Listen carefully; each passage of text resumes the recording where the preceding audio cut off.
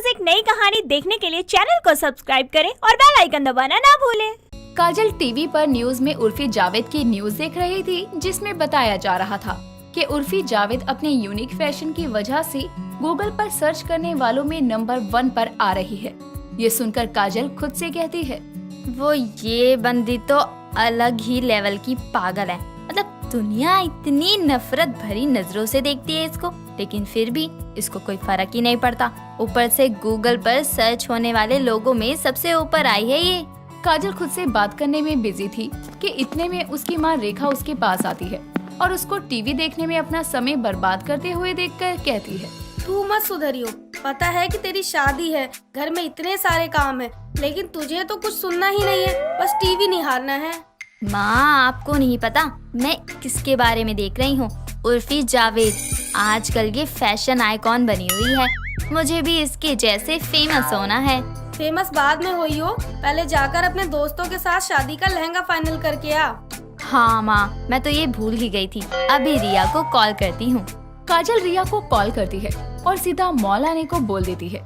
कुछ देर में काजल भी वहाँ पहुँच जाती है और दोनों लहंगे की दुकान में जाकर दुकान वाले से बोलती हैं, भैया मुझे ना उर्फी जावेद ने जैसा बैकलेस लहंगा पहना था ना, वैसा पहनना है। क्या आप वैसा लहंगा बैकलेस बना सकते हैं? बहन जी, आप बस तस्वीर दिखा दो, आपको सेम वैसा ही डिजाइन मिल जाएगा लहंगे में। तू पागल है क्या? उर्फी जावेद बनना है? पता है वो कितनी बदनाम है। जिसका नाम होता है ना, वही बदनाम होता है, समझी? और देखियो, क्या पता उसके जैसे कपड़े पहनने से मैं भी न्यूज की सुर्खियों में आ जाऊं। सुर्खियों में तो पता नहीं, लेकिन हाँ, ससुराल से बाहर हो जाएगी। अंकित को कैसा लगेगा जब उसकी होने वाली बीवी आधे ब्लाउज में सबके सामने जाएगी तो? पहली बात तो तू अंकित जीजू बोल, और दूसरा उनको मैं जो भी कहती हूँ ना, सब पसंद आएगा।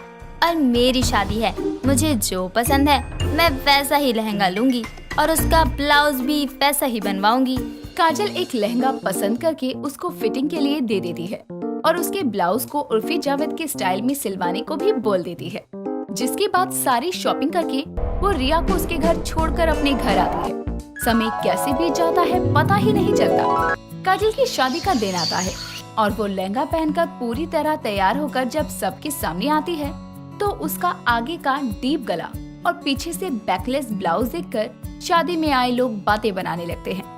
तभी रेखा काजल के पास आकर धीरे से कहती है, ये क्या पहनकर आई है तू? तूने पहले मुझे क्यों नहीं दिखाया ये ब्लाउज? माँ क्या है, आजकल यही फैशन में है। आप भी ना हटो, सब आपको ही घूर रहे हैं। मुझे नहीं, तुझे घूर रहे हैं। एक तरफ रेखा काजल को समझा ही रही थी तो वहीं मंडप में बैठे अंकित के पास उसकी माँ सुजाता आकर बोलती है, बेटा अंकित, देख ना ये बहू ने कैसा शादी का जोड़ा सिलवाया है। सारे रिश्तेदार बातें बनाने में लगे हैं। माँ, काजल की शादी है, उसके कुछ सपने होंगे अपनी शादी के लहंगे को लेकर। बनवा लिया उसने अपनी पसंद का लहंगा। क्या हो गया इसमें? कोई मुद्दा नहीं है जिस पर सब बात बनाने लगे। अंकित खुद मंडप से उठकर काजल का हाथ पकड़कर उसको अपने साथ मंडप में बैठाता है। जिसके बाद उन दोनों की शादी की रस्में आगे बढ़ती है और कुछ देर में रस्में पूरी होने के साथ शादी संपन्न होती है। काजल अपने घर से विदा होकर अपने ससुराल पहुंचती है, जहां दरवाजे पर खड़ी काजल की आरती उतारते हुए सुजाता उससे कहती है, आजा बहू, अब से कुछ बातों का ध्यान रखियो कि तू इस घर की बहू है। बहू के कुछ मान मर्यादा होती है, इसलिए तू शादी में जैसे भी कपड़े पहन कर आ गई, लेकिन यहाँ पर ये सब नहीं चलेगा। जी माँ जी, मैं ध्यान रखूंगी। ससुराल आकर काजल अपनी जिम्मेदारियां संभालने लगती है, लेकिन वो फोन और टीवी में छाई उर्फी जावेद से अपना ध्यान नहीं हटा पाती। और एक शाम वो अपनी सास के पास जाकर बोलती है, माँ जी, मुझे आपसे एक जरूरी बात करनी है। बोल बहू, क्या बात करनी है? माँ जी, मुझे ना फैशन डिजाइनिंग का कोर्स करना है। क्या आप मुझे इजाजत और पैसे देंगी? क्या बोला? Fashion designing? अरे पागल है क्या बहू? शादीशुदा लड़कियां कपड़े डिजाइन नहीं करती, बल्कि अपना घर डिजाइन करती है, घर को अच्छे से संभाल के। पर माँ जी, मुझे सीखना है। माफ कर बहू, मैं तुझे इसकी इजाजत नहीं दूंगी। घर में रहकर जो करना है कर, कहीं बाहर नहीं जाना और पैसे भी नहीं लगाने। सुजाता का इनकार काजल को गुस्से से भर देता है और वो अब दिन रात उर्फी जावेद की वीडियोस देखने लगती है, जहाँ से वो ढीठ बनना सीखती है। लोगों के द्वारा उर्फी का इतना मजाक बनता है, फिर भी वो अपने यूनिक फैशन सेंस को नहीं छोड़ती। काजल भी यही करने का डिसाइड करती है। अगले दिन काजल घर में लगे पर्दे को उतारकर उसे एक अजीबोगरीब ड्रेस बनाकर उसे पहन लेती है, जिसके बाद वो अंकित और सुजाता के सामने आती है। उसको अजीब सी ड्रेस में देखकर दोनों बोलते हैं, बहू ये क्या पहना है और ये कपड़ा कहीं देखा देखा लग रहा है। हाँ काजल, ये क्या बनाया है? मतलब कहाँ से लाई हो? लाई नहीं हूँ, बल्कि खुद बनाई है उर्फी जावेद से सीखकर। अब माँ जी ने मुझे फैशन डिजाइनिंग के कोर्स करने को तो मना कर दिया, तो घर बैठे जिससे सीख सकती हूँ सीख रही हूँ। अरे मुई, तुझे उर्फी जावेदी बनना था क्या? पूरा देश जानता है कि वो कैसे कैसे ड्रेस पहनकर फेमस हुई है, फिर भी। मुझे नहीं पता माँ जी, मेरी आइडियल है उर्फी, उसको कुछ मत बोलो। काजल इतना बोलकर वहाँ से चली जाती है, लेकिन उसके जाने के बाद से अंकित अपनी माँ से बोलता है, माँ आपको दे देनी चाहिए थी इजाजत। अब देखो काजल कैसे उर्फी जावेद बनी घूम रही है। बनाने दे, 1-2 दिन में भूत उतर जाएगा, लेकिन इसको घर से बाहर जाने की इजाजत तो मैं नहीं देने वाली, ना ही इस पर पैसे फूकने वाली हूँ। सुजाता गुस्से में अपने कमरे में जाती है, लेकिन वहाँ उसकी खिड़की का पर्दा गायब था, जिससे उसे याद आता है कि उसकी बहू ने जो ड्रेस बनाकर पहनी है वो उसी पर्दे की है। इस बात से सुजाता को और गुस्सा आता है, लेकिन अब वहीं काजल पूरी तरह से उर्फी जावेद के रंग में रंग चुकी थी। वो अजीब अजीब सी ड्रेस बनाती और उनको पहनकर बाहर सब्जी लेने और बाकी के कामों के लिए निकलती। उसको ऐसे आधे कपड़ों में देखकर एक शाम सुजाता की पड़ोसन स्नेहा उसके घर आकर बोलती है, सुजाता तेरी बहू पगला गई है क्या? अभी मैंने उसको मार्केट में आधे कपड़ों में देखा है। क्या करूँ मैं इसका? मैंने इसको फैशन डिजाइनिंग का कोर्स करने से मना क्या कर दिया? ये तो मेरी बहू उर्फी जावेद बनी घूम रही है, उसकी तरह अजीब से कपड़े पहनने लगी है।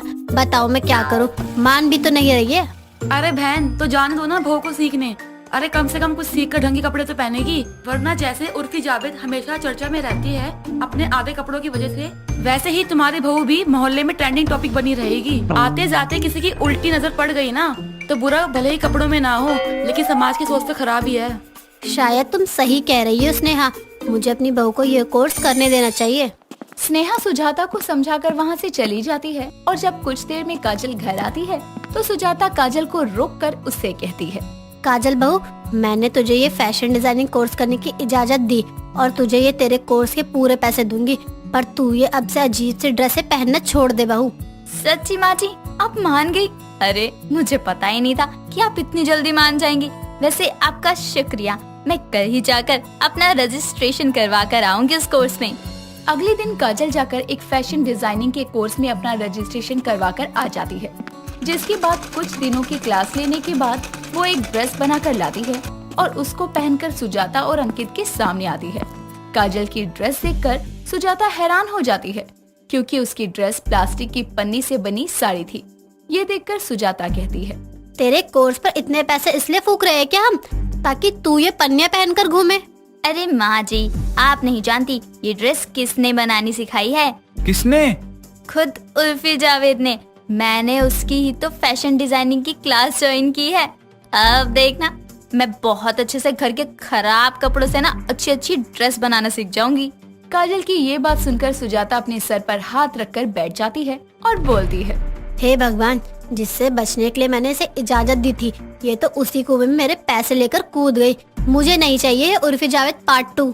बेचारी सुजाता अब पैसा तो गवा चुकी थी, साथ ही बहू भी, क्योंकि बहू अब नॉर्मल इंसान नहीं बल्कि उर्फी जावेद बन गई थी। जो एक बार उर्फी जावेद बन जाता है वो इंसान दोबारा नॉर्मल नहीं हो सकता। अरे यार, तुम सब कब आओगे? मैं कब से तुम्हारा वेट कर रही हूँ। यार 5 मिनट और रुक ले, मैं जैस्मिन के साथ पहुंच जाऊंगी वहीं पर। पागल वागल हो गई हो क्या दोनों? यार कितने लड़के खड़े हैं यहाँ पर, मुझे घूर घूर कर देख रहे हैं। तुम आ रही हो या मैं घर वापस जाऊँ? अरे यार धीरज रख, आ रहे हैं हम बस। कौन सा धीरज? किसका धीरज? यार तुम तो बड़ी चालू हो, मतलब अपने बॉयफ्रेंड को भी बुला लिया और मुझे बताया भी नहीं। अबे गधी, पेशेंस, सब्र करने को कह रही थी मैं। ये ले, आ गई, कॉल काट, सामने देख मुझे।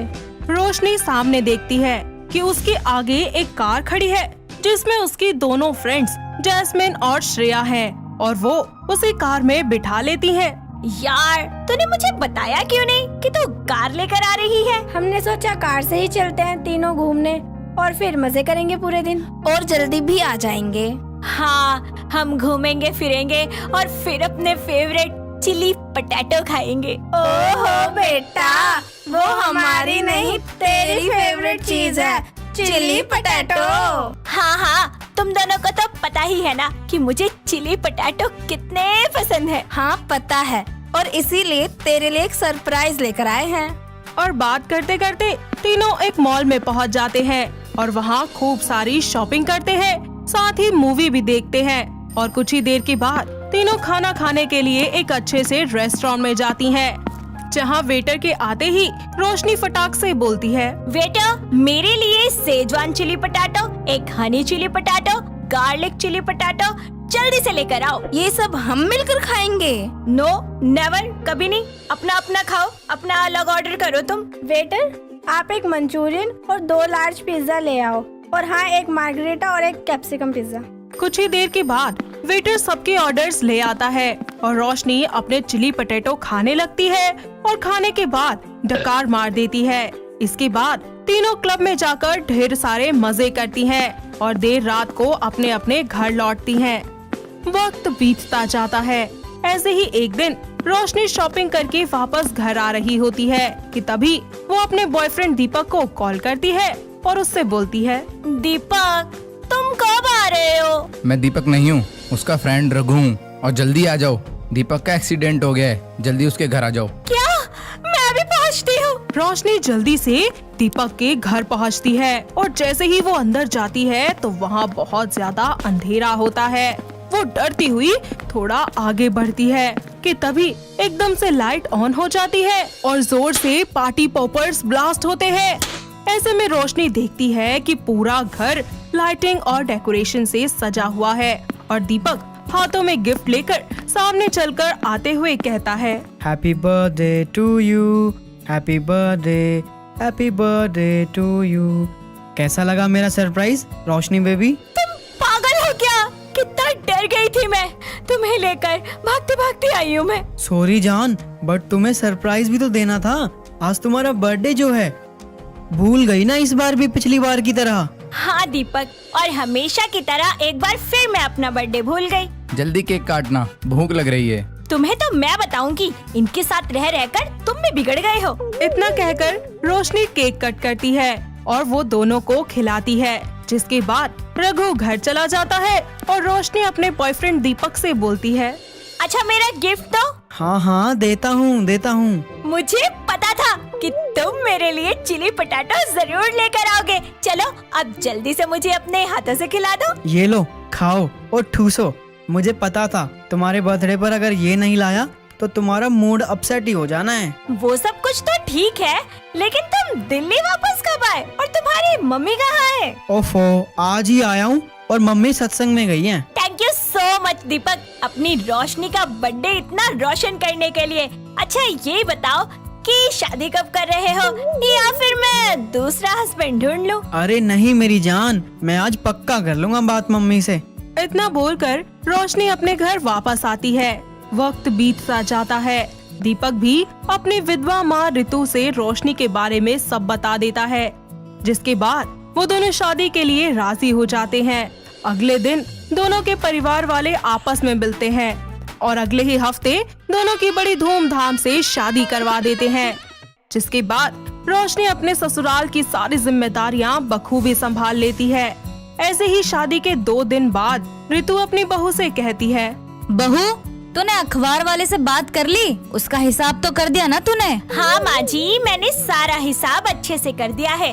माँ जी अगर आप बुरा न माने तो मैं आपको अपने हाथों से कुछ अच्छा सा बनाकर खिलाना चाहती हूँ। हाँ बता क्या बनाएगी? अरे पूछने वाली क्या बात है, तू बनाकर ही ले आ। हाँ माँ जी ठीक है, मैं बना कर लाती हूँ। आप एक बार खाएंगी ना तो खाने के साथ साथ उंगलियाँ भी चाट जाएंगी। इतना कहकर रोशनी आलू काटती है और फिर सॉस रेडी करती है और जल्दी से कढ़ाई में तेल गरम करके आलू तल लेती है। इसके बाद वो सॉस डालकर उनको अच्छे से मिलाकर गर्मा गर्म चिली पटेटो बनाती है और मन में बोलती है, हाय मेरे मुंह में तो पानी पानी आ रहा है इसे देखकर।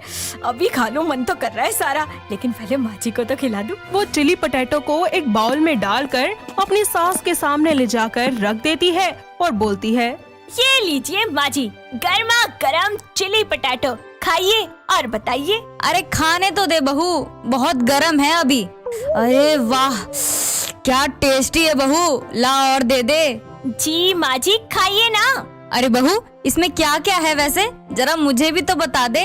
माँ जी, इसमें मैंने आलू के साथ 2-3 सब्जियाँ और 2-4 सॉसेस मिलाई है और कढ़ाई में तल के इन्हें एकदम करारा कर दिया है, तभी तो ये इतने यमी यमी बने हैं। अच्छा, तो आलू से बनता है, वैसे पकोड़े की तरह है ना? हाँ माँ जी, कुछ ऐसा ही समझ लीजिए। समय गुजरता जाता है। सास बहू के चस्के की वजह से दीपक को भी अब रोज रोज चिली पोटैटो ही खाने पड़ते थे। इन सब से परेशान होकर वो दोनों से बोलता है, रोशनी, माँ, क्या हो गया है आप दोनों को?